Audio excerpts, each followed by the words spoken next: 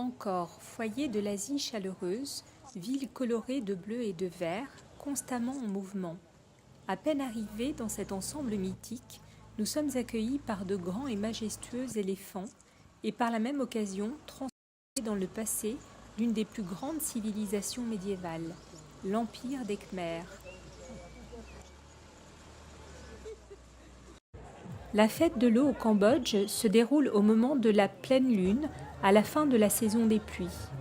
On célèbre la fertilité des eaux du Tonlé Sap et du Mékong. Quelques mois plus tôt, s'est produit l'inversion du cours de la rivière Tonlé Sap.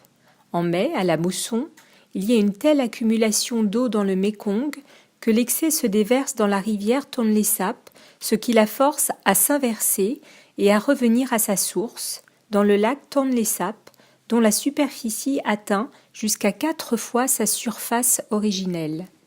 C'est en novembre, lors de la fête de l'eau, que le renversement de la rivière est célébré, lorsque le courant s'inverse à nouveau et que le Tonlé Sap retourne dans le Mékong. Jusqu'à 400 pirogues participent à la course de bateaux qui a lieu. Emmenées par des rameurs, les embarcations filent sur la rivière.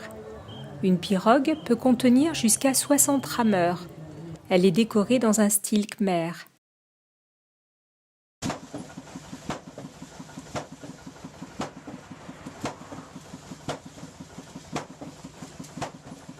On déguste le riz plat.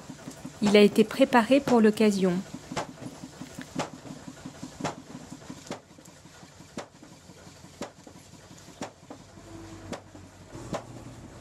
Les Cambodgiennes utilisent un pilon mécanisé grâce à un simple moteur que l'on présente souvent comme une machine moderne, bien qu'elle semble davantage sortie de la révolution industrielle du XIXe siècle.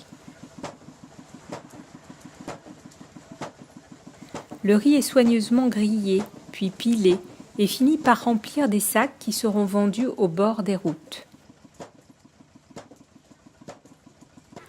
La rencontre la plus émouvante de notre circuit s'est déroulée sur une île du lac de Tonlé Sap au moment de la fin des cours de jeunes enfants. Alors qu'on sait le Cambodge pauvre, ils souriaient et avec une joie non dissimulée se sont précipités vers nous pour partager cet inoubliable moment. Nous les avons suivis jusqu'à leurs petites embarcations et nous les avons vus rejoindre leur maison flottante.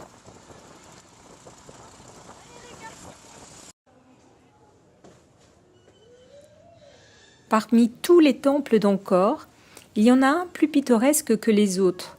Il s'agit du Tam Prom, où les ruines du temple et les racines des fromagers ne font plus qu'un, créant ainsi une architecture improbable.